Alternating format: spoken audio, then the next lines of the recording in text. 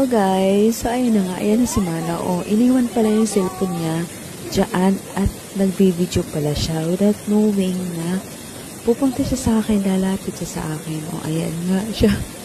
Tapos, babasain pala niya ako.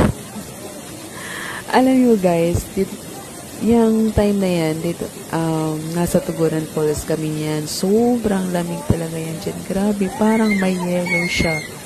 Oo, kaya wala talaga akong balak dyan maligo kasi nga sobrang lamig guys. Kasi yung tubig niya, galing talaga siya sa sa bukal, sa pinakabukal, sa ilalim ng lupa.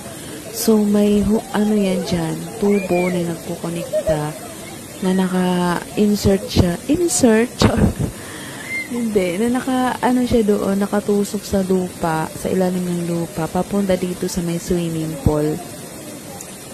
Kaya guys, yung tubig talaga, talaga niya, organic, walang halong issue, or, issue. Hindi guys, walang halong chemical yan, talagang napaka-organic po talaga. Kaya siya siguro sobrang lamig. So, ayun na nga. Ay, ewan ko ba, binasa niya. Ay, nakawis ko. Super lamig talaga dyan, guys. Kaya, napasigaw talaga ako dyan. Ay, naku.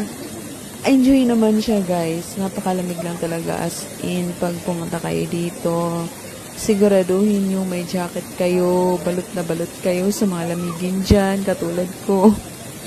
Pero sa mga gustong-gusto naman, magbabad, at wala silang pakay sa lamig. Ay, nako, grabe.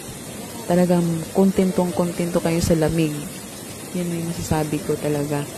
Siguro kapag pumunta kayo dito sa Tugunan Falls, from Surigao hanggang dito sa Tugunan Falls, mga 2 rides siguro siya.